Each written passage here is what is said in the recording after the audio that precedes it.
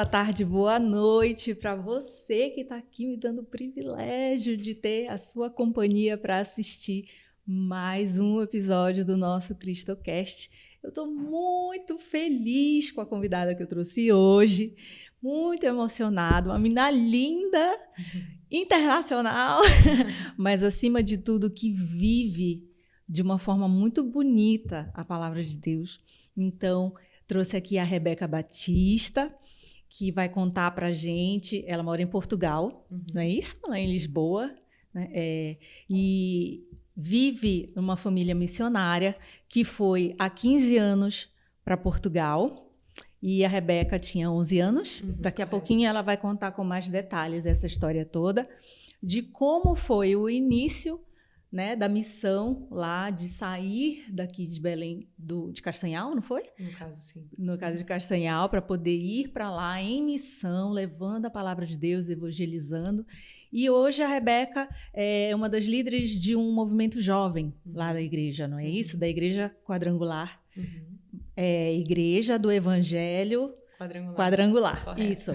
Vocês já estão acostumados que aqui e ali eu vou fazer uma gafe, né? Então fica tudo certo. Mas eu estou muito feliz de te ter aqui presente. Obrigada. Como sempre, eu peço para o nosso convidado dar um recadinho pedindo para curtir e compartilhar o nosso canal. Claro, eu estava aqui já ouvindo um pouco da história do canal, de como começou. E está no início, mas tem tanto potencial. E só de ouvir a intenção, a essência do canal, vale a pena vocês curtirem, compartilharem, principalmente compartilhar. Esse canal é sobre partilha, então é muito importante que vocês façam isso, não retenham só para vocês, partilhem, porque é essencial. Eu vou inverter, porque todas as vezes a gente faz uma pergunta essencial no final do episódio. Dessa vez eu vou começar com essa, porque eu tenho certeza que a gente tem muita coisa para falar. Rebeca, Deus existe e eu posso provar. O que você fala sobre isso? Deus existe, eu posso provar através das experiências que eu tive. Eu sempre gosto de pensar muito em Davi, e eu falei nisso com alguns jovens na Croácia há 3 meses atrás, e nós estávamos falando muito sobre identidade, e eu falava com eles que é muito importante tu não só pensares em quem eu quero ser, eu quero a minha identidade em Cristo no futuro, mas a tua coleção de experiências com Deus. Não desprezar as pequenas experiências. E eu acho que a junção das experiências que eu tive com Deus na minha vida, tal e qual como Davi, antes de derrotar o gigante, ele teve com o urso, com o leão, para mim, todas elas juntas são prova de que Deus existe na minha vida, na vida das pessoas que me rodeiam, observando atentamente aos detalhes de como Deus ele age na vida das pessoas. E eu acho que eu não poderia dizer que foi através de uma experiência, porque a minha visão limitada, às vezes a minha incredulidade, a minha ignorância e também egoísmo fazia com que eu pensasse, não pode ser só Deus, deve ter outra influência, ou então, mas isso foi apenas coincidência. Mas quando tu tens assim um acumular de experiências em que tu observas, meu Deus, é impossível não ter a mão de Deus aqui. Eu acho que, para mim, esse acumular na minha vida, nesses 26 anos que eu tenho, é o que faz eu dizer que Deus existe na minha própria vida. Nesse tempo todo, eu imagino que, vivendo muito intensamente dentro de uma comunidade cristã, né, tu devas observar vários testemunhos, várias coisas que já aconteceram. Tem algo que seja mais forte que tu consigas lembrar? Eu acho que uma das experiências mais fortes que eu tive recentemente foi com uma grande amiga minha hoje em dia. Ela é uma jovem da Albânia, ela se chama Elisa, e quando nós nos conhecemos foi através da internet. Nós ficamos nos falando durante 1 ano pelo WhatsApp. Eu, numa conferência europeia de líderes nacionais e pastores, eu perguntava para cada pastor se eles tinham filhos. E isso era muito importante para mim, porque eu sempre me colocava no lugar desses filhos. Quando nós chegamos em Portugal, eu não tinha amigos cristãos, eu fiquei sem amigos cristãos até os meus 15, 16 anos, porque lá a realidade é um pouco diferente. E também quando tu estás desenvolvendo uma igreja com a tua família, às vezes o Ministério de Crianças, num país de idosos como é Portugal, não é o primeiro a crescer. Sim. E eu não tinha muito esse contato, e isso fez com que eu tivesse um amor muito grande por jovens. E eu cheguei com um casal e perguntei para eles, vocês têm filhos? E eles disseram sim, temos uma jovem filha, 17 anos, e ela é muito sozinha, porque na Albânia a maioria do país é muçulmana, então a prática, os amigos dela, todos têm influência muçulmana, e eles me deram o contato dela, nós ficamos falando durante 1 ano, discipulando, conversando, e ela só dizia, Rebeca, eu não tenho nenhum amigo cristão. Eu nunca tive essa oportunidade de orar com uma amiga ou com um amigo cristão pessoalmente. E nós então nos encontramos, ela veio para uma das nossas conferências que nós fazemos na Europa, e para a honra e glória de Deus, em menos de um mês, ela não está mais vindo sozinha, ela está vindo em um ônibus com 20 jovens da Albânia. Nossa. E ela, assim, é muito emocionante, porque é uma jovem que não tinha com quem orar. E hoje em dia se sentiu capacitada, forte, encorajada por Deus, para poder não só viver isso sozinha, não é? Mas expandir para outros jovens, alcançar outros jovens, levar o evangelho de Jesus para outros jovens. Então, assim, agora é a experiência que eu tenho mais pensado, que tem mais me tocado. Lindo, é muito lindo como Deus escolhe e capacita a gente, né, para viver essas transformações assim. Mas aí tu falastes um pedacinho da história, vamos voltar para isso então. Conta a história da tua família, como vocês foram parar lá em Portugal.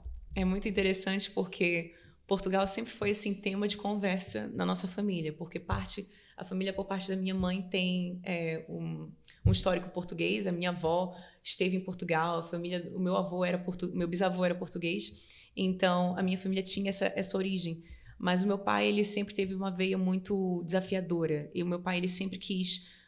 O meu pai, ele tem uma veia muito apostólica. Se dizem assim para ele, Valdir, esse lugar é impossível, aqui o evangelho não entra, aqui é muito complicado. Ele diz assim, então é para aí que eu quero ir. Ele é muito assim, então ele é muito louco nesse aspecto. E o meu pai, ele foi líder de jovens da nossa igreja no Brasil e na América do Sul. E ele foi o primeiro na nossa igreja a pensar em algo dessa forma, em unir a América do Sul e realizar conferências para jovens. E ele sempre teve assim essa veia de abrir caminho, de pioneiro. E como nós estávamos na melhor fase da nossa vida, eu era criança, mas eu reconheço isso até olhando assim para trás, estabilidade, família, uma boa igreja em Castanhal, tudo crescendo, fluindo. O meu pai decidiu, nós vamos para Portugal. Ele tentou, chegou a ir para Cuba, foi várias vezes, mas não sentia a confirmação de Deus que aquele era o lugar para desenvolver um trabalho. E um amigo nosso disse assim, Valdir, por que tu não vais para Portugal? Porque lá não tem igreja quadrangular, e lá é uma realidade bem complicada, então eu acho que tu irias se sentir assim, motivado. E o meu pai disse assim, olha, vou conversar com a minha família, vou falar com Deus. E o meu pai disse assim, naquela altura era bem difícil conseguir a documentação rápido, e o meu pai disse, em 4 anos eu consegui a documentação, se em pouco tempo toda a minha família se tornar português, pronto, tiver o passaporte, identidade, então nós vamos para Portugal. E foi incrível porque em tempo recorde a nossa documentação chegou. E isso não era normal na altura. Demorava muito, muito, muito para conseguir. E meu pai começou a entender, não, as coisas estão acontecendo, nós vamos para Portugal. Eu não tinha a noção, com 11 anos de idade, que isso significaria que eu ia ter que deixar a minha igreja para sempre, a minha família, que eu não ia mais ter o meu meio, tudo aquilo que eu conhecia como meu. E nós fomos... Ficamos 4 meses nos Estados Unidos primeiro e passamos lá um tempo com alguns amigos. E como eu estava falando contigo, a nossa igreja ela é bem assim missionária, ela tem uma veia bem expansiva, bem assim no borders, sem fronteiras. E nós fomos para lá também para conversar com alguns missionários nos Estados Unidos. E chegando lá eu tive um gosto daquilo que ia acontecer na minha vida. Eu percebi, eu não vou mais voltar para casa. E aquilo começou a gerar uma certa angústia no meu coração. Nos primeiros anos, eu posso dizer, eu acho que eu odiava Portugal, porque Portugal era o sinônimo de tudo aquilo que foi retirado de mim. Tinha perdido? Toda a minha estabilidade, todo o meu contato com a minha família. Eu me emociono muito porque, recentemente, minha tia está aqui, a minha avó ficou hospitalizada. A gente foi lá com ela e ficamos com ela, conversamos com ela no hospital. Passei uma manhã e eu pensando, meu Deus, tanto que eu estou perdendo. Mas, ao mesmo tempo... eu nunca trocaria. O que nós estamos fazendo dói muito, é muito sacrifício. Os meus pais, eu acredito que são os que sacrificam até hoje muito mais, mas nós nunca trocaríamos isso por nada. O propósito é muito claro para vocês, né? Muito. É uma Muito convicção claro. tão grande que, de forma às vezes cega, não sei se Sim. faz entender, nós seguimos e depois a gente olha, o que a gente está O que foi fazendo? feito, sim. O que a gente está fazendo? Mas é um amor tão grande por aquilo que Deus colocou no coração dos meus pais. E Deus, ele tem nos honrado muito. Nós chegamos lá, éramos só uma família. Meus pais com 3 crianças, eu era mais velha com 11 anos e 18 malas. Nós não sabíamos para onde a gente ia. Nossa. Nós ficamos num hotel durante 20 e tal dias sem saber para onde ir. E foi uma loucura. Nós começamos a igreja na sala da nossa casa e ficamos assim por 2 anos, só convivendo com pessoas. O meu pai ia num café, ele ia na padaria, no supermercado, ficava fazendo amigos assim, de forma orgânica. Não tinha ninguém nos esperando. Ninguém. E da sala da nossa casa, nós nos tornamos numa igreja. Numa igreja, nós multiplicamos e hoje em dia nós temos 4 igrejas em Portugal e 5 frentes missionárias, que são igrejas em potencial. Graças a E Deus. é tudo para a honra e glória de Deus. E sim, nós pensamos como Deus, ele é maravilhoso, como Sim. ele é perfeito. Sim, é muito incrível, né? Quando a gente consegue ter muito forte na gente o propósito. Não é fácil descobrir isso. A maioria das pessoas passa a vida perdida sem saber, sem ter clareza do seu propósito, né, de vida. Eu me sinto privilegiada, assim. Nossa, um projeto que está começando agora, o CristoCast é um projeto simples, né? Mas eu sinto tão forte no meu coração que é o meu propósito com Deus, que eu não olho muito para os lados, assim, eu tô só seguindo, sabe? Que Deus fala para mim, vai, eu vou. Então, e no caso de vocês, sair do seu país e ir desbravar é muito incrível. E Deus tem honrado muito, né? Porque começou a construir e alcançar mais pessoas. É muito bonito o que acontece. Mas me conta, hoje tu fazes parte da liderança de jovens da igreja. Antes disso, como era a tua atuação assim, familiar, né? O que tu participavas? Porque pai e mãe pastores, não é isso? Exato. Como tu conseguias participar ativamente ali? Ou não? Ou para ti era bem livre, se quiser vai, se não quiser não participa? Não, nós sempre fomos uma família muito unida. O meu pai, ele tem umas estratégias bem interessantes, assim. O meu pai nunca nos obrigou a nada e nunca nos forçou a nada, mas ele sempre nos conduziu. Nós não somos fruto do acaso, nós somos fruto de intencionalidade, cada filho. E meu irmão, como eu tinha te falado, não é? Ele é líder de uma igreja local, tem 24 anos, e eu descobri, por acaso, porque eu gosto muito de pesquisar, que o meu irmão, ele é o pastor mais jovem da nossa igreja na Europa, na igreja quadrangular na Europa.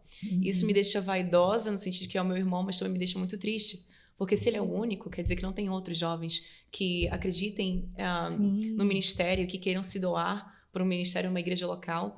E é a última coisa, se eu não der certo, aí eu vou ser pastor. Ou, se tudo não é na minha vida, eu vou ser minha carreira em primeiro lugar e o meu ministério em segundo lugar.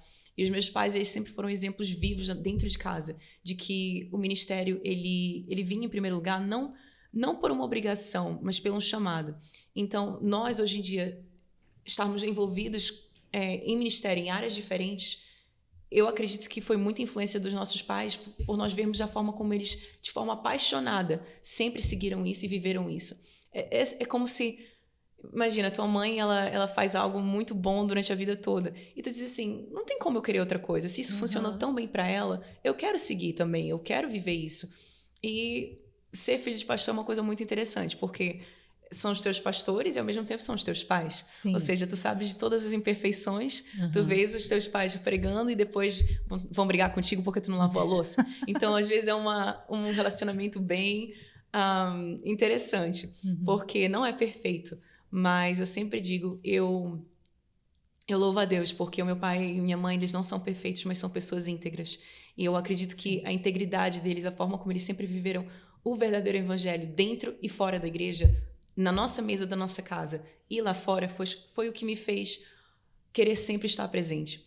Mas eu nasci num berço cristão, mas eu acredito que nem sempre eu tive uma compreensão do meu chamado, da minha vida com Cristo de forma individual. Era como se eu pensasse, nasci na família pastoral, não é? Nasci nessa família, então vou ser sempre cristã porque eu nasci nessa família. E não é assim. Não é filho de peixe, peixinho é, filho de pastor, pastorzinho é. Não é bem assim. Então, eu aos 17 anos foi quando eu tive o meu real encontro com Deus. 7 anos. 17 anos. 17 anos. Ou seja, eu sempre participei. Quando nós somos filhos de pastores, principalmente numa igreja que está começando, a gente faz de tudo. E ajuda a limpar o banheiro da igreja, tira oferta, canta, cuida de crianças. Eu fiz tudo, mas tudo isso não era a minha área, sabe? Não era aquilo que eu... Você não sentia que era aquilo. Eu não mais sentia meu forte. coração arder. Eu não sentia aquela paixão, aquela coisa de eu me encontrei, como tu te encontraste com o podcast. Eu não sentia isso. E foi aos 17 anos, quando nós estávamos recebendo uma conferência europeia de pastores em Portugal. O meu pai, ele disse assim, olha, vai ter uma reunião de líderes de jovens nessa sala, vai lá representar Portugal. Eu disse, pai, mas como é que eu vou representar jovens em Portugal se nós não temos juventude? E ele disse assim, mas um dia a gente vai ter, então vai. E quando eu entrei na sala... Sempre visionário, teu pai. Muito, ele é às vezes é difícil de compreender a cabeça dele. E quando eu entrei na sala, todos tinham o dobro ou o triplo da minha idade. E eu entrei e disse assim, o que essa criança, né? O que essa menina tá fazendo aqui? Eu sentei e nessa sala estavam lá 15 países representados e cada um tinha que falar sobre a realidade do seu país e a sua juventude e o seu trabalho. Eu falei, meu Deus, e agora? O que eu vou dizer quando chegar a minha vez? Porque nós não temos nada. Tínhamos só algumas criancinhas na igreja, mas não tinha nada. E quando chegou a minha vez de falar, eu falei que... Eu lembro como se fosse ontem, que nós não tínhamos uma juventude. E ao dizer isso, André, aquilo mexeu tanto comigo. É como se dentro de mim tivesse sido uma santa indignação, sabe? Eu fiquei tão indignada com aquelas palavras que estavam saindo da minha boca que eu prometi para mim, não, basta. Acaba aqui, nós temos que começar a fazer alguma coisa. E nessa mesma época eu assumi a liderança dos jovens da minha igreja. Quem eram os jovens? Eu, meu irmão, minha irmã e mais uma menina que de vez em quando ia. E o meu pai fazia com que a gente ficasse nos sábados, né, ali encorajando, olha, façam aí a célula de jovens. Eu dizia, pai, que ridículo, como é que a gente vai se encontrar? São os meus irmãos, eu já moro com eles, já me encontro com eles. E meu pai, quem é fiel no pouco, Deus coloca no muito, então sejam fiéis. Sim. E de 3 fomos para 5, 10, 15, 20, e hoje em dia nós estamos formando jovens pastores na nossa igreja. Nós estamos aqui no Brasil, mas quem está cuidando da nossa igreja são os jovens, eles estão em todas as horas de liderança na nossa igreja, então... Assim, foi algo assim fantástico. Mas o meu coração, de verdade, ele ardeu pela Europa. Aquilo que mais me incomodava era ver a nossa igreja totalmente desconectada, dispersa, e cada um fazendo o seu, sendo que nós poderíamos nos unir e ajudar uns aos outros. Sim. E a gente precisa entender o contexto, né, lá da Europa, que é muito diferente daqui do Brasil. Muito. Que a gente estava falando sobre isso antes de começar aqui a gravação. Pode falar um pouquinho sobre isso, né? Que especialmente em Portugal é considerado um país mais católico, não é isso? É um país católico, mas então, na prática não é bem assim. Cerca de 14% realmente frequenta as igrejas.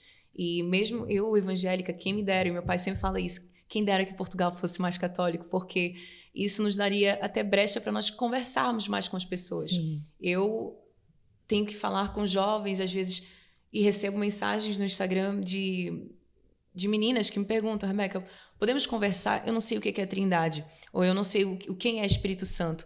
Aqui no Brasil, tu ouvires uma coisa dessa é quase assim impossível. Todo mundo tem uma noção de quem é Jesus, de quem é Deus.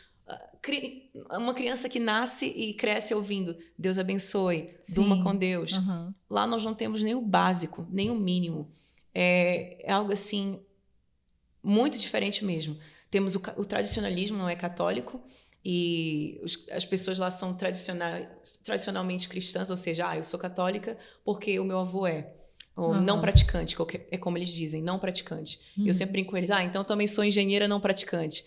Aí eles, não é bem assim, mas na prática é. Na prática é isso, né? Se você não participa, não faz parte de uma igreja, você não pode dizer que é. Correto.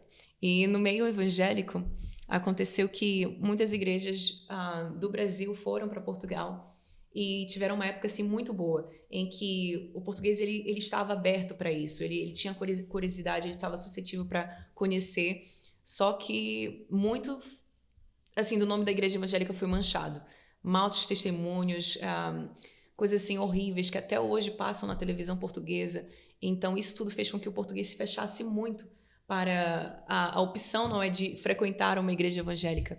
E hoje em dia nós lidamos com a seguinte realidade, que é nós termos portugueses que preferem frequentar centros de bruxos, não, que eles dizem vou à bruxa, vou a bruxo, e isso lá é considerado normal, mas ir à igreja, isso já é fanático, já é algo assim absurdo, mas ir ao bruxo já é comum. Impressionante, Uhum. né? Bastante impressionante, inclusive. E é uma realidade completamente diferente daqui. Eu Muito imagino a diferente. adaptação de vocês daqui para lá, como foi. Uhum. Foi dolorosa no princípio, bastante. E o desafio, assim... Então, assim, vocês começaram só vocês ali, o grupo de jovens. Uhum. E como foi acontecendo? Como foi crescendo? Nós sempre falamos que a nossa igreja ela começou na cozinha da nossa casa. O meu pai, ele é daquele que ele prefere chamar para sentar na mesa, para falar do evangelho, de quem ele é, daquilo que Deus faz, do que pregar de púlpito. Na verdade, ele diz, eu sou muito melhor no dia a dia do que do púlpito. E para ele é isso que funciona. Eu acredito que parte daquilo que tem dado certo para nós é porque lá... Fala mais pertinho. Oh, desculpa. É porque lá não tem nada que tu possas fazer que possa atrair. Eu sempre acho muito incrível a criatividade dos brasileiros aqui. Por exemplo... Noite da pipoca na igreja, vem aqui, ou então, festa tal. Luau. E eu fico assim, gente, se nós fizermos... O Sidney vai pro Luau. Ele vai pro Luau? Vai.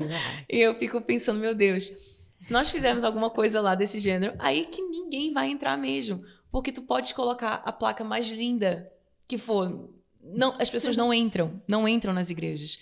Então é um trabalhinho de formiga. Às vezes, para nós conversarmos e vermos um português abrindo o coração...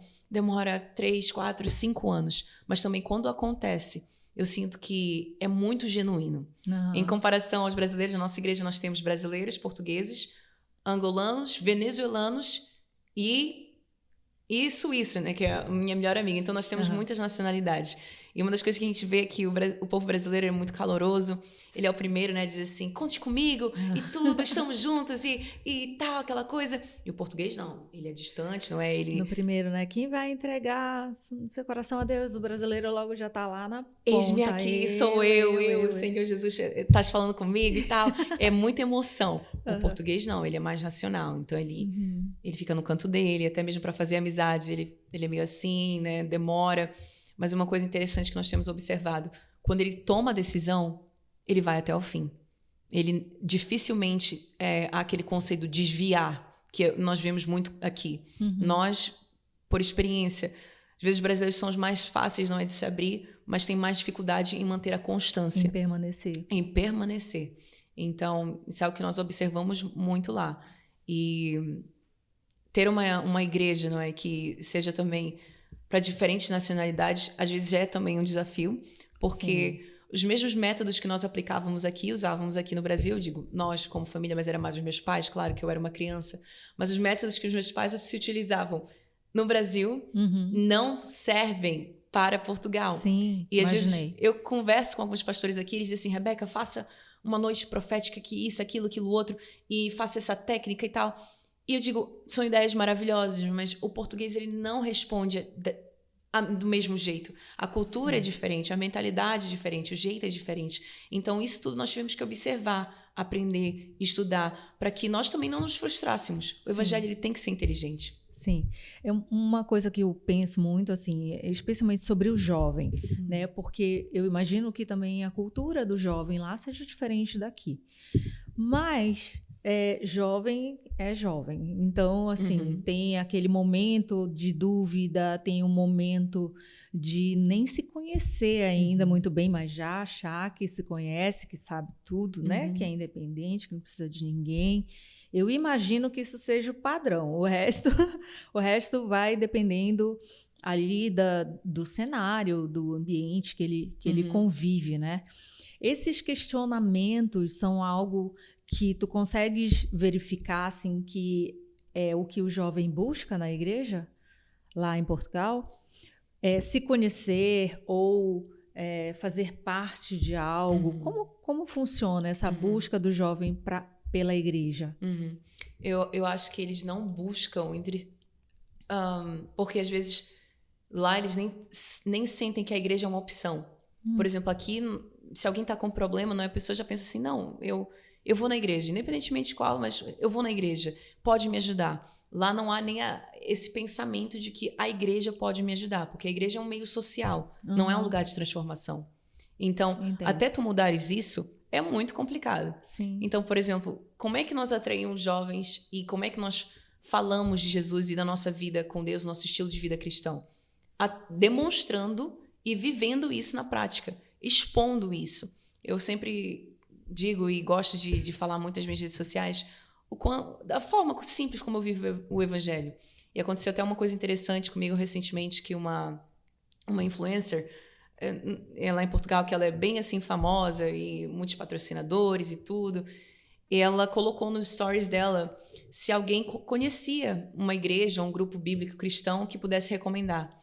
E muita gente começou a criticar ela, dizendo, não se mete com esse povo, são pessoas que vão te extorquir, são pessoas que vão te enganar, isso e aquilo. E outras pessoas colocavam nomes de igrejas para ela seguir no Instagram, mas ela disse que só teve uma pessoa que disse, olha, fala com a Rebeca, e deu o meu Instagram. Uhum. E ela disse, quando deu, assim, olhou e viu assim, uau, ela é normal, ela parece ser uma pessoa normal como eu. Sim. Aí me mandou mensagem e nós começamos a conversar, nós temos nos encontrado.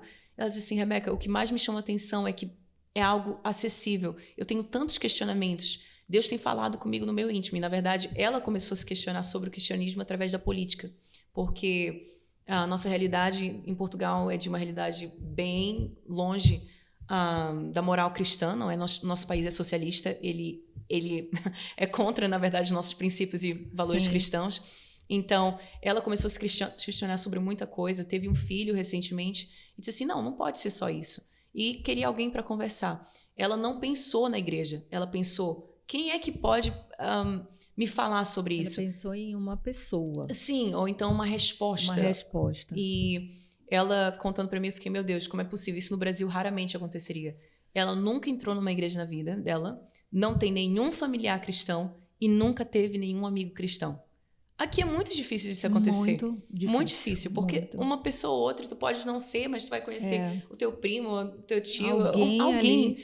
Mas ela nunca teve. E eu até fiquei, meu Deus, eu vou ser a primeira cara. O primeiro ela com ele. Sim, e a primeira expressão daquilo que ela vai ter o contato com uma pessoa cristã. Sim. Então, é muito louco pensar nisso, porque as pessoas têm uma ideia muito errônea sobre Portugal. Acham que por ter Fátima, por ser um país considerado católico, que lá as pessoas são muito elucidadas, ou que é um país praticante. E, infelizmente, não é assim. Uhum. É muito impressionante mesmo essa realidade. Eu mesma tinha uma visão bem diferente. Eu estive em Portugal há alguns anos, mas aí eu fiz aquele passeio padrão, né? Fui a Fátima, então eu achava que era realmente um país de cultura bastante católica. Uhum. Eu fiquei curiosa sobre uma coisa. Vocês são da igreja evangélica. Sim. Mas vocês conseguem conversar com outras igrejas, ainda que não sejam evangélicas, Sim. as igrejas católicas, no caso? Sim. Como funciona isso lá?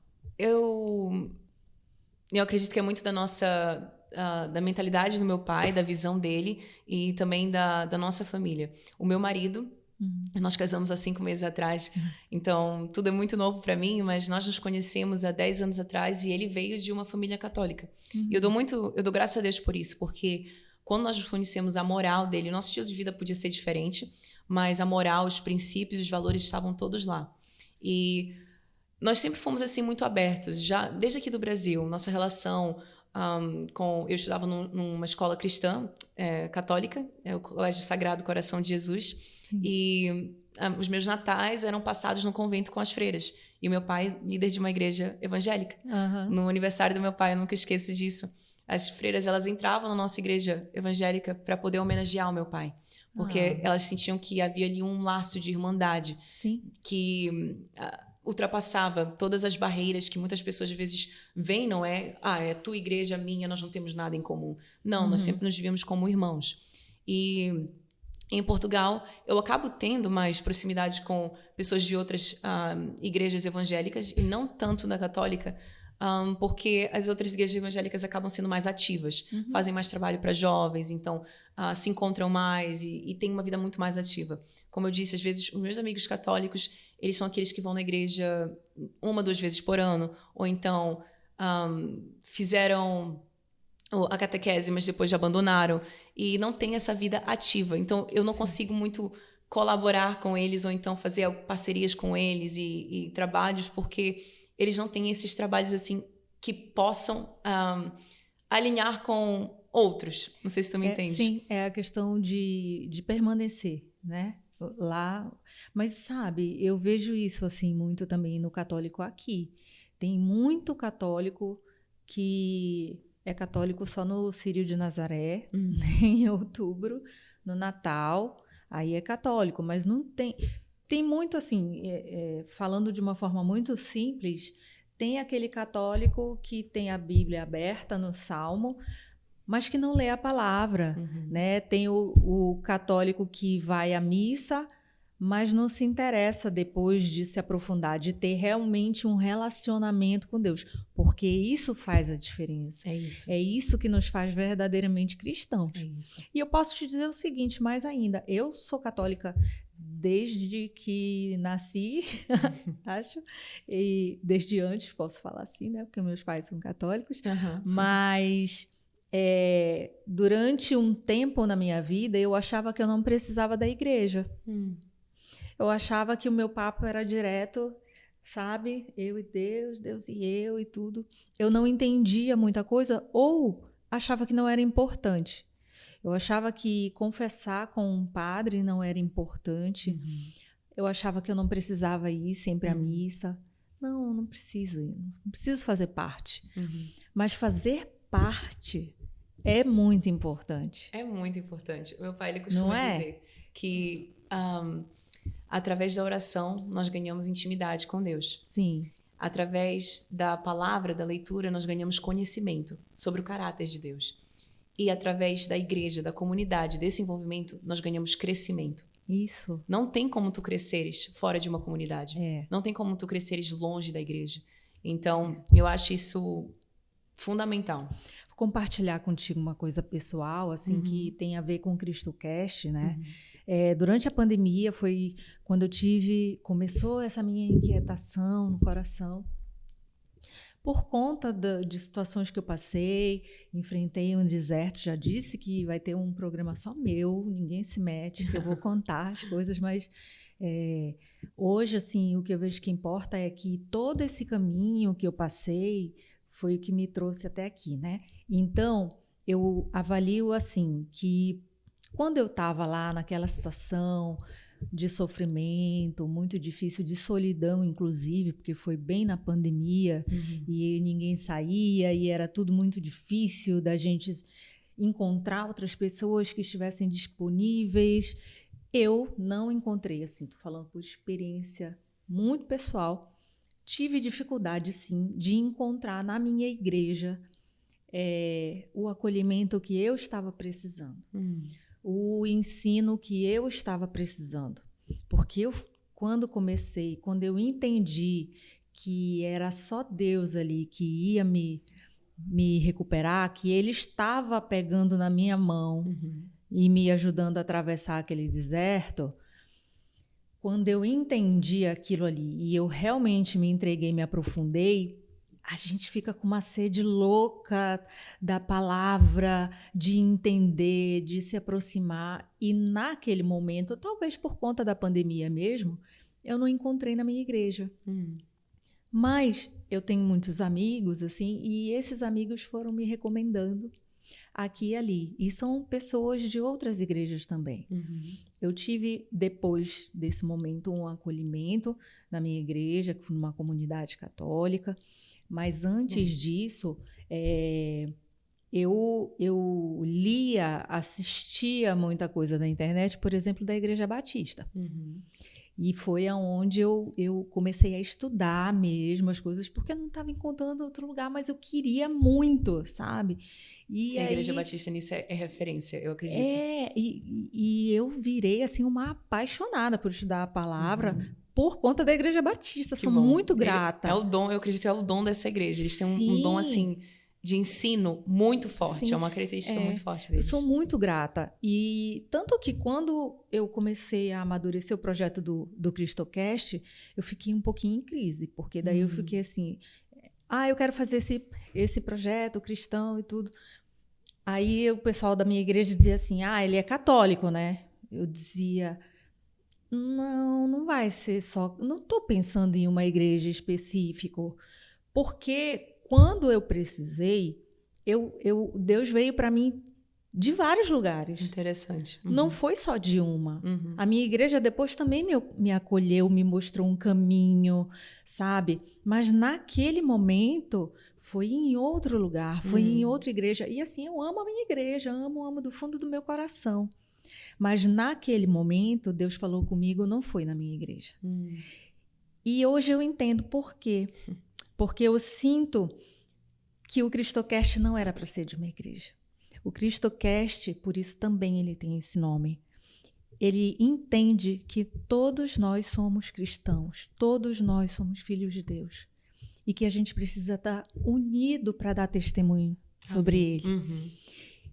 Eu não sei se é certo, eu não sei se é errado, mas foi o que eu senti no meu coração.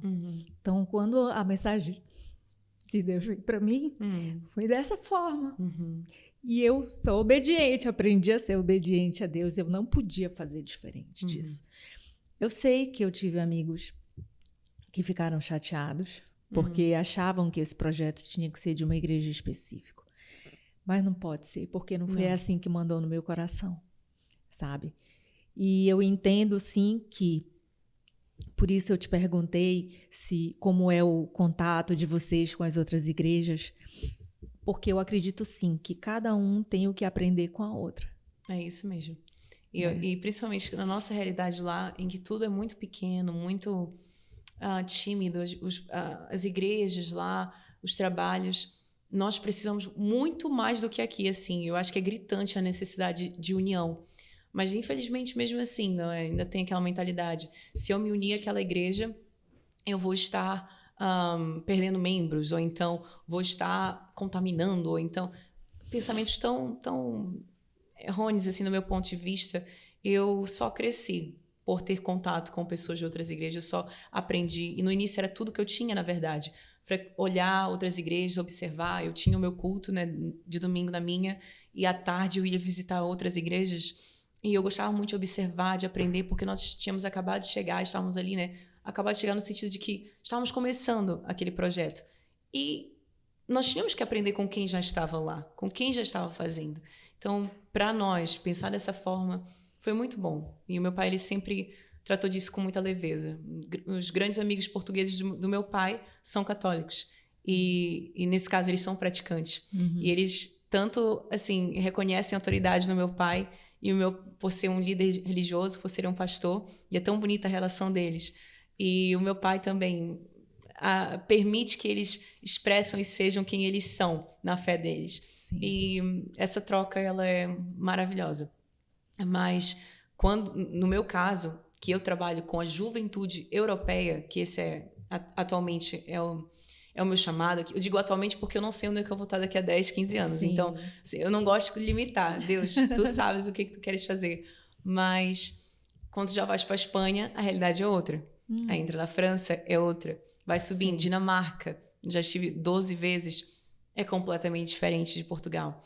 Então, eu sempre gosto de falar muito, André, sobre a cultura do reino. Porque quando eu falo de igreja, aí eu falo da minha igreja em Portugal, os dinamarqueses não entendem. E quando eu falo da igreja da França, os suecos também não se conseguem... eles não conseguem dizer assim, é semelhante, eu estou entendendo. Há muita diferença, mesmo dentro da mesma denominação, porque Sim. a cultura influencia. Sim. Mas quando tu falas de cultura do reino, e ela é e deve estar acima de qualquer cultura, Sim. isso é algo que todo mundo pode entender e pode dizer assim, não, eu faço parte disso, eu posso fazer parte. Então, isso é algo que eu gosto muito de falar. Mais do que não é aquilo que Deus está fazendo em Portugal, eu gosto de dizer aquilo que Deus está fazendo em todo lugar. Sim. Porque hoje em dia é a minha realidade. Em menos de um mês, como eu estava conversando, nós vamos ter uma conferência na Grécia, em Atenas, e nós estamos esperando 250 jovens de 25 países diferentes. E até países que não tem nada a ver conosco na Europa. Malásia, Quirguistão, Cazaquistão, Israel, e Estados Unidos, Brasil também vamos ter representados. E são realidades completamente diferentes. Mas quando nós estamos ali unidos, uma só voz, exaltando o nome de um Deus, que é o nosso Deus, parece que tudo desaparece. Parece que do nada As o alemão diferenças desaparecem. desaparecem. Eu sempre digo, eu fico olhando assim quando eu vejo todos adorando a Deus, e eu fico, caramba, deve ser assim, que deve ser um pouco o pedaço do céu. Sim. Todos diferentes, mas juntos adorando ao mesmo Deus. Sim. E isso sempre me motiva muito, porque cada vez mais eu sinto que o mundo está globalizado, não é? Estamos, os mesmos pensamentos que estão, as ideias que estão sendo discutidas aqui no Pará estão sendo discutidas na França. E eu vejo isso, não é? Algumas coisas, as ideias, ideologias e tudo. Mas, no fundo, nós somos diferentes, nós temos muitas diferenças. Mas qual é o olhar de Deus perante isso tudo? Sim. E quando a gente fala de cultura do reino, os valores são únicos. Aqueles princípios imutáveis. São aqueles princípios que a gente absorve e tem que seguir, né? Afinal de contas, a gente, como cristão, tem o desafio de tentar seguir a nossa vida à semelhança de Jesus, né? E essa cultura, para quem ainda não está na igreja, para quem ainda não vive um pouco disso, acha que é algo muito difícil de se viver. Mas, na verdade, o evangelho é simples quando a gente começa a aplicar no dia a dia. Não é? Eu, antes do CristoCast, eu fazia uns vídeos no Instagram onde eu dizia assim, gente, eu leio a Bíblia todos os dias, de manhã, tenho esse hábito. Mas por quê? Porque aqui eu encontro ensinamento para tudo que eu preciso na minha vida. Né? Sobre gestão de pessoas tem aqui, sobre finanças tem aqui, sobre família tem aqui. Então, tem tudo aqui, gente. Então, não vou pegar mágica, fazer em outro lugar. Está aqui. E a gente tentar viver segundo o que nos foi ensinado. Isso é o principal. Né? E quando jovem, a gente não tem muito essa visão. Né? Eu acho que é um desafio, assim, de você trazer o jovem para a igreja e que ele tenha a compreensão de que é simples. Eu sinto que hoje há uma procura desesperada de sempre criar algo novo. Eu visito igrejas diferentes, eu vou em algumas, até dentro e fora da minha denominação, e às vezes eu sinto uma busca desesperada de sei lá, agora vamos lá, 7 passos para fazer isso, 7 passos para ser o melhor cristão, agora a igreja tem que ser dessa cor, agora nós temos que ter esse aparelho, porque senão não vamos ser atuais, não vamos estar atualizados de acordo com todas as outras igrejas, precisamos disso. E eu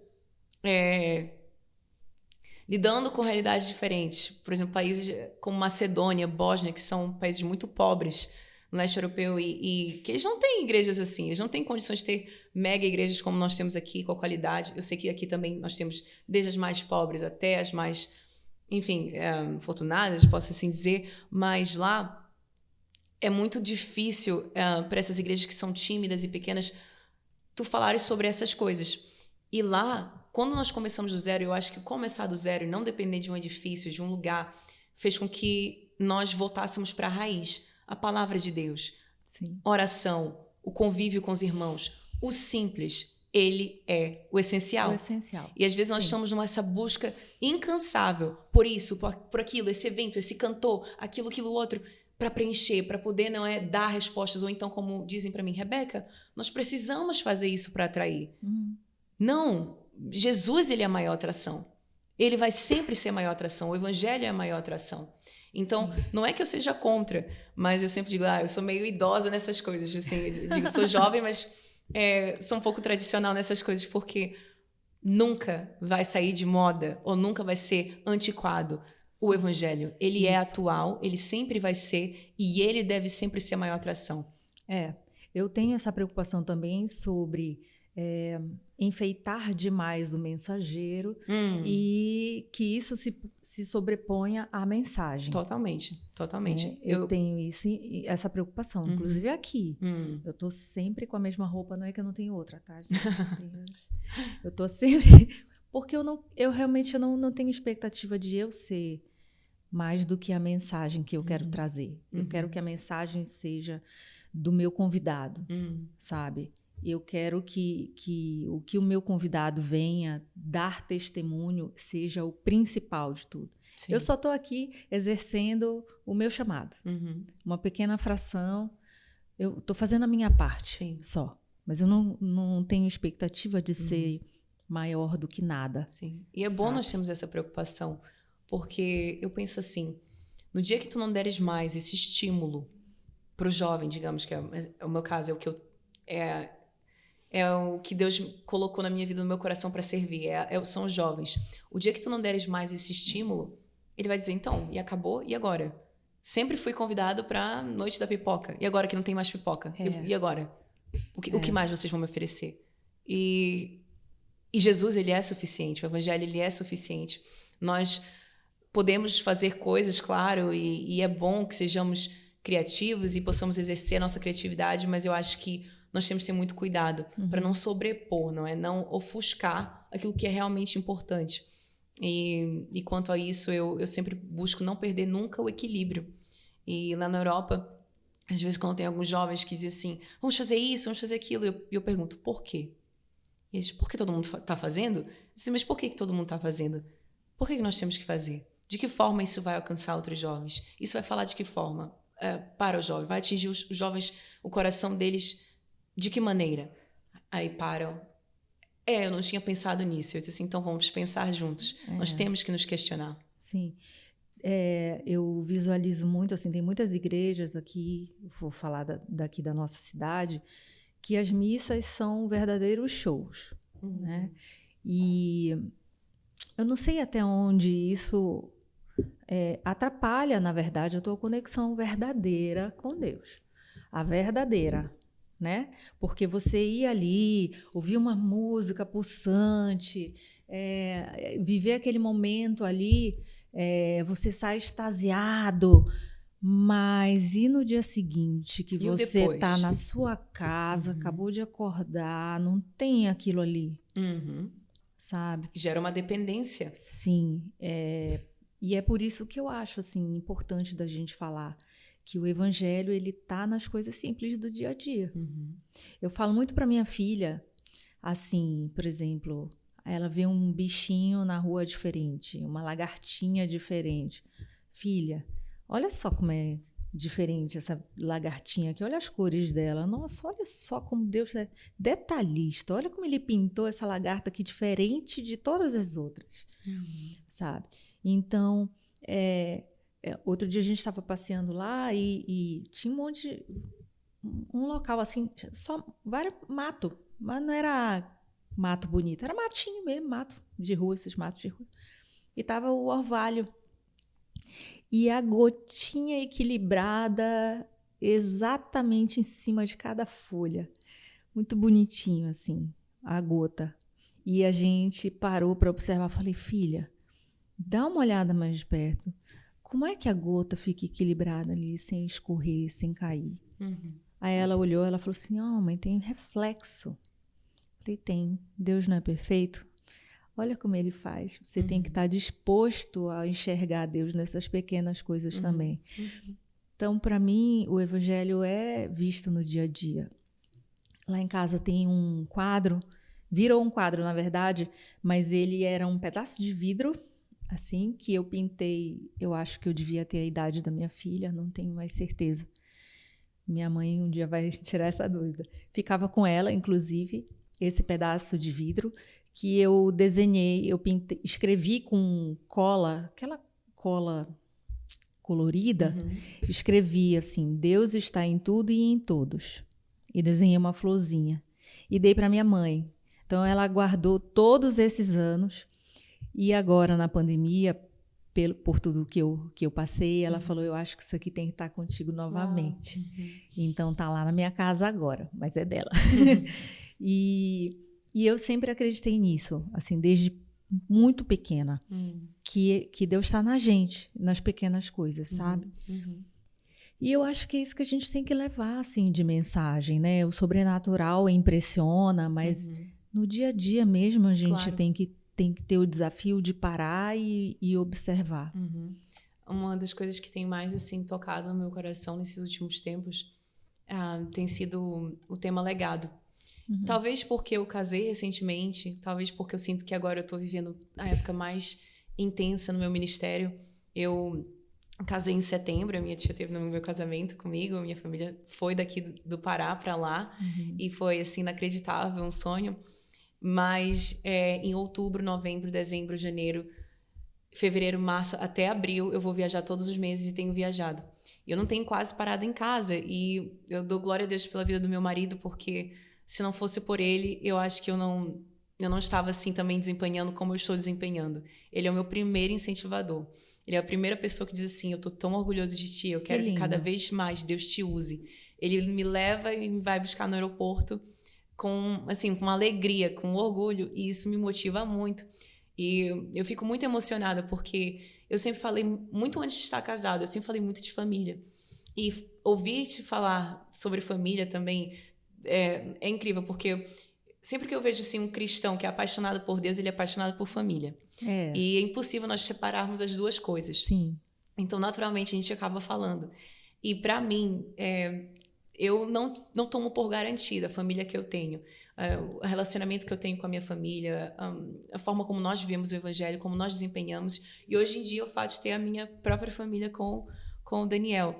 E eu sempre converso muito com ele sobre legado, sobre filhos, sobre como é que vai ser daqui a alguns anos, o que nós vamos passar para eles de verdade.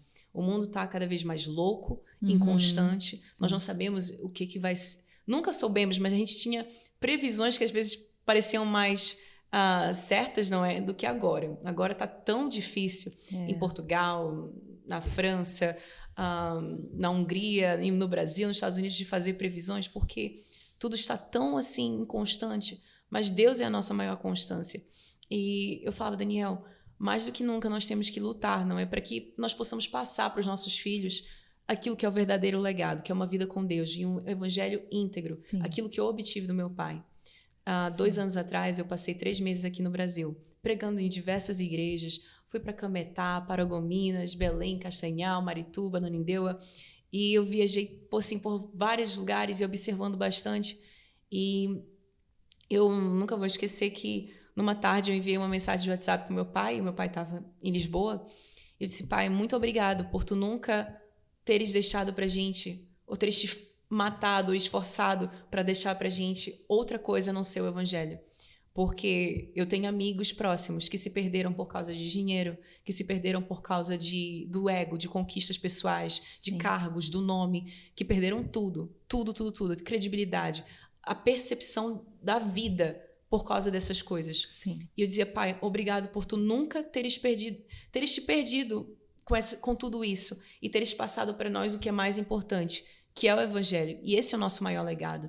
E eu gosto muito de falar sobre isso. E às vezes eu tenho amigas que dizem, Rebeca, mas tu nem tens filhos ainda, tu fica falando dessas coisas daqui a 10, 15, 20 anos. Mas, porque eu digo, se nós não começarmos a pensar nisso agora e não formos Sim. intencionais nos pequenos detalhes desde agora, nós não vamos colher os frutos lá na frente. Então é importante que com a tua filha, Valentina, né? Com a Valentina, tu passes essas coisas desde pequena, nos Sim. pequenos detalhes do dia a dia, porque esse é definitivamente o maior legado. Sim. O que nos sustentou, eu acredito, em Portugal, nos tempos difíceis, na pandemia, lá pregar o evangelho não é a mesma coisa daqui. Eu acredito que o que nos tem sustentado e sustentou tem sido o evangelho do dia a dia, tem sido viver intensamente, verdadeiramente aquilo que nós pregamos. E não ser... Tu estavas falando, não é, algumas coisas que tu vês na igreja católica, e tem coisas que eu também vejo na igreja evangélica que eu fico, meu Deus, por que tanta gente que frequenta todo domingo, não é a igreja, mas é só cristão de domingo. Sim. Acaba o domingo, a semana toda, não tem uma expressão, não contagia ninguém com a sua vida, não influencia ninguém, o seu meio, ninguém, não tem ali a moral cristã presente na sua vida, nos seus Sim. pensamentos, nas suas ações, nas suas escolhas, em tudo. Eu gosto de justificar tudo na minha vida. Justifico tudo na minha vida com Deus. Até a escolha do que eu estudei. Eu estudei ciência política e relações internacionais. As pessoas, por que tu fizeste isso? Eu falo, porque eu queria algo que pudesse me auxiliar no meu ministério. Tudo é por Deus. Eu quero fazer isso. Mas Sim. por quê? Porque eu quero que isso possa contribuir com o meu propósito, a minha vida com Deus, o meu relacionamento, aquilo que Ele me chamou. Sim. Então, nos pequenos detalhes, mais do que nunca, eu acho que, Andréia, os tempos que vêm por aí vão ser muito mais difíceis. Uhum. E aquilo que vai sustentar os verdadeiros filhos de Deus vai ser a constância. Jesus, ele nunca nos prometeu. Deus, não há assim coisas de a vida do cristão vai ser um mar de rosas fácil. Não, nunca foi sobre isso. Nunca. Pelo contrário, Pelo né? contrário. Pegue sua cruz. Carregue e siga. Então, meu Deus, é difícil e é suposto, mas não há nada, não há sensação maior, melhor do que saber que nós estamos servindo o reino, que nós fazemos parte do reino, que nós encontramos a nossa verdadeira identidade. Não há dinheiro, não há fama, não há posses, não há nome, não há ego, não há nada que seja mais assim enriquecedor. Eu falava com a minha irmã ontem, ela tem 21 anos, e ela é muito inteligente, e eu converso com ela e eu disse assim, Raquel, sabe uma coisa interessante? Eu viajo muito, mas o lugar que eu me sinto às vezes mais constrangida financeiramente é quando eu venho para cá, para o Pará. E ela falou assim, sabia que eu tenho a mesma sensação? Parece que quando eu piso aqui, o nível de ostentação, a procura, a busca, nunca me perguntam lá qual é a tua roupa, não sei o quê, e tudo, aquela coisa. E, já fizeste isso? É uma loucura assim, incessante que eu fico, meu Deus. E lá eu não sinto isso. Mas também, se esse aqui é um dos, não é, às vezes, problemas, lá as pessoas têm outros. Aqui a taxa de suicídio não é tão elevada como em Portugal. Em Portugal, a cada 4 horas um português se suicida. Nossa. Uma criança da nossa igreja, que ele é filho de um casal de amigos nossos muito próximo, do Rangel e a Camille, eles são líderes conosco na igreja. O Pedro perdeu o professor dele há, acho que 1 mês e meio atrás. 28 anos. Ele se suicidou, estava noivo, tirou a vida, assim, do nada. A família não sabia o porquê. E no próprio funeral, a família estava justificando e apoiando, dizendo, não, ele tomou a decisão que ele tinha que tomar, foi o melhor para ele, foi o melhor. E as pessoas todas ali naquele funeral concordando. E os nossos amigos ficaram, meu Deus, como assim? O que é isso? Estão normalizando aquilo que não pode ser normalizado. Não pode, verdade. E nós temos outra realidade lá, outra dificuldade. Sim. Mas uma coisa que, independentemente se é na Albânia, se é na Bósnia, se é em Portugal, no Brasil, eu acredito que aqueles que vão prevalecer e permanecer são aqueles que vivem o evangelho em qualquer circunstância, dentro e fora da igreja, com ou sem pandemia, com o pastor falando com eles ou não, enfim, sem os meios ou com os meios, aqueles que permanecem de verdade. E quem são esses? Aqueles, e voltando àquilo que tu falaste no início, que tem um relacionamento íntimo com Deus, que tem uma relação com Deus. E isso é muito importante. Tem algo que eu acho tem tudo a ver aqui com o que a gente fala, né? Quando a gente, enquanto cristão, começa a viver, a gente precisa realmente não só aparecer na missa no domingo, mas colocar no nosso dia a dia realmente os princípios, os valores cristãos, como você falou agora, sobre tudo que a gente toca, eu acho. Isso. A minha empresa, por exemplo, a minha agência, eu tenho muito orgulho disso, de que as pessoas que trabalham lá têm Deus como prioridade. E um dia, talvez deem testemunho aqui, o Sidney faz parte da agência, e a gente conversa sobre isso. A gente conversa sobre Deus no nosso horário de expediente, sabe? E o quanto ele move as coisas, o quanto ele move o nosso trabalho, sabe? Eu tenho orgulho de ter na cultura da minha empresa uma cultura cristã. Isso. Faço questão disso. E sobre o legado também, eu sinto que o que eu faço hoje também é parte de um legado que foi deixado. Minha mãe sempre fala, desde pequena, que os meus avós, né, os pais dela, sempre eram de uma família humilde, então diziam, olha, o que a gente pode deixar é a educação e crer em Deus, ensinar vocês a crer em Deus. Então, eu ouvi isso, é a mesma coisa que eu falo para minha filha. Então, assim, eu posso não deixar mais nada, mas se ela acreditar em Deus, para mim, eu estou feliz, sabe? Estou muito feliz. E claro, assim, à medida da compreensão dela, ela vai amadurecer isso. Claro. Mas ela precisa saber que, na essência, para mim, isso era prioridade. Quando eu estava ainda com muitas dúvidas sobre o CristoCast, teve eu estava fazendo uma confissão com o padre, estava conversando com ele. Foi muito engraçado esse dia, porque eu não me confessava há muitos anos.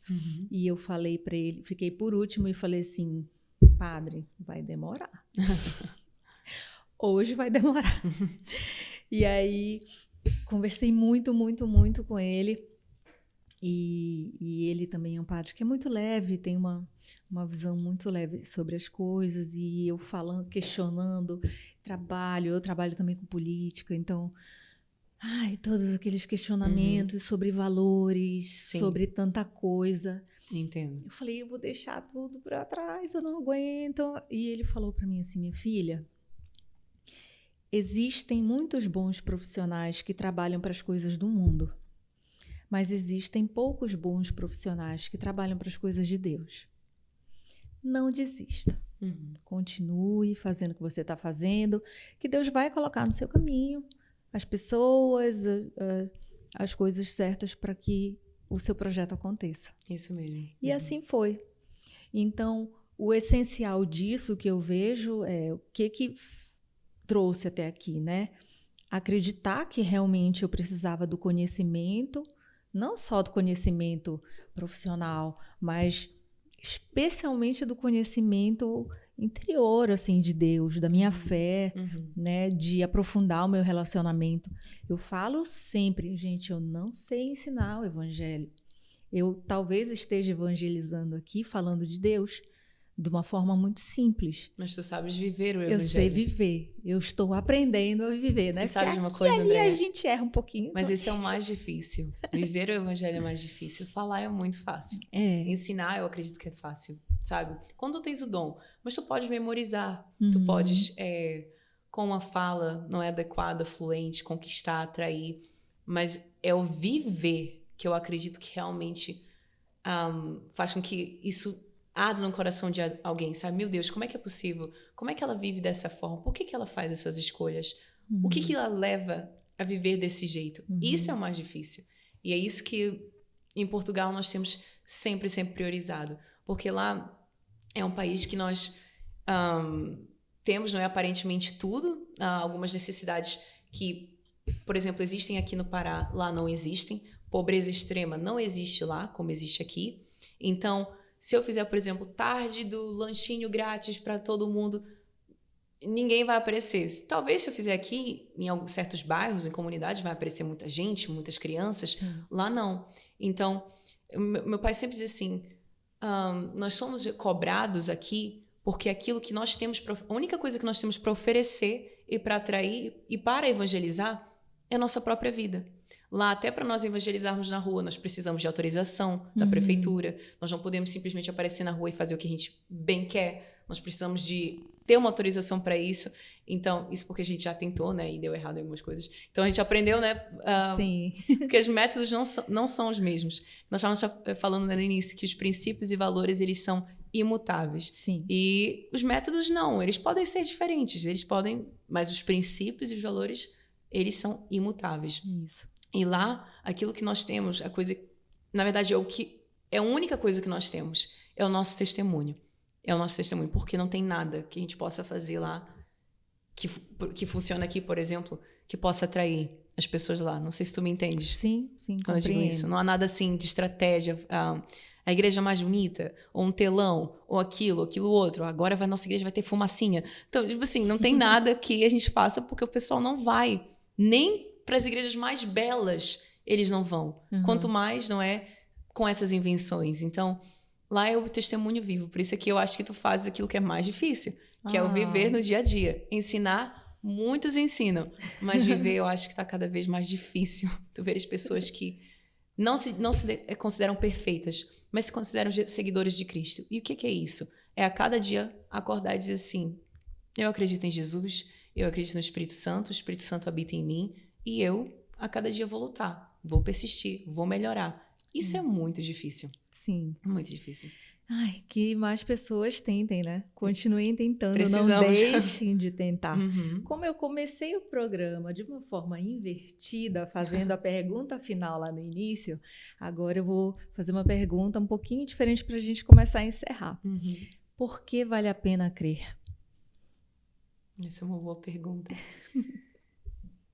Eu acho que eu vou mencionar algo que eu toquei assim brevemente. Vale a pena crer porque não tem nada que possa preencher e que possa fazer com que tu possas desenvolver o teu verdadeiro eu, como quando tu crês e andas segundo os caminhos do Senhor.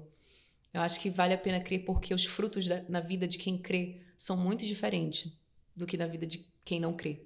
Eu sempre gostei muito de comparar. Sou uma pessoa muito prática. Eu gosto de agir, eu não espero muito.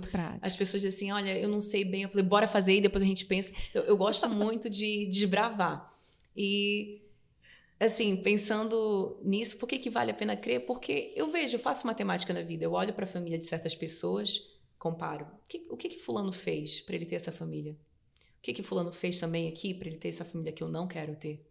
E comparando, assim, não falando num aspecto religioso, mas na vida mesmo. Sim. Eu olho e digo assim, não tem como. Se algum dia, André, alguém dissesse pra mim, Rebeca, infelizmente temos aqui uma notícia, não é pra te dar, imagina, Deus não existe. Eu falei, mas eu não perdi nada. Eu só ganhei por acreditar. Sim. Eu só ganhei por viver. Exato. E ele existe. Mas se alguém dissesse isso, eu dizia, olha pra minha vida. Claro, o que eu tô perdendo? O que eu tô perdendo? Na verdade, eu só ganho todos os dias por viver. Sim. Eu só vejo milagres atrás de milagres. Não quer dizer que seja fácil, mas tu vês e tu tens experiências com Deus. Eu às vezes falo para os jovens lá na igreja que é um milagre até tu teres um comportamento não impulsivo perante algumas coisas. Sim. E eles dizendo assim, mas como assim? A gente está sempre habituado a reagir dessa forma, né, perante a uma situação. Imagina se tu tens uma personalidade muito impulsiva e tu olhas para uma situação que é muito difícil para tu lidares e de repente, tu ages de uma forma que não é esperada. Uau, que milagre. Uhum. O Espírito Santo te dando ali domínio próprio. Tu estás ali desenvolvendo o teu caráter, não é? Com Deus, moldando a tua personalidade, o teu jeito. Por que isso não pode ser considerado, não é? Um pequeno milagre, uma pequena vitória no dia a dia. Então, para mim, vale a pena crer porque eu não acredito que tu vives uma vida intensamente preenchida se não for com Deus. Não tem como ser. Eu acho que ela tem os seus altos e baixos, pode ser engraçada, divertida, pode ser uma vida muito atraente, mas nunca verdadeiramente preenchida, porque não tem nada que ocupe o lugar daquilo que Deus tem preparado para nós. Não tem nada que ocupe o lugar de Deus no nosso coração e na nossa mente. E com essa mensagem a gente termina. Eu quero te agradecer. Muito obrigada, André. Muito obrigada pela oportunidade, pela tua participação. Privilégio nosso, que essa mensagem chegue realmente para muitos jovens, muitas pessoas daqui do estado, do país, do mundo, se Deus quiser, Amém. vai alcançar, porque quanto mais pessoas, mais ovelhinhas chegarem, Amém. mais Amém. A mensagem dele se fortalece. Amém. É por isso que estamos aqui. Amém. Eu te agradeço de coração por ter esse tempo aqui com a gente, que eu sei que tu estás com a agenda super corrida. Então, muito obrigada mesmo por ter vindo partilhar com a gente esse momento. E obrigada por não teres desistido, por teres persistido e por estares lutando por essa ideia que talvez muitos não compreendam, mas tu sabes que é o teu lugar, que é o teu chamado. Deus possa te abençoar, a ti, a tua mãe, tua família toda. E eu espero voltar na próxima vez, não é? E quando conversar com a minha tia e ver a tua mãe, ouvir outras coisas, outros testemunhos, mais histórias sobre aquilo que Deus vai fazer através do CristoCast. Que Deus te abençoe, Andréia. Amém, amém. Gente, eu chorando, vou terminar esse episódio. E vocês já sabem, eu encontro vocês no próximo CristoCast.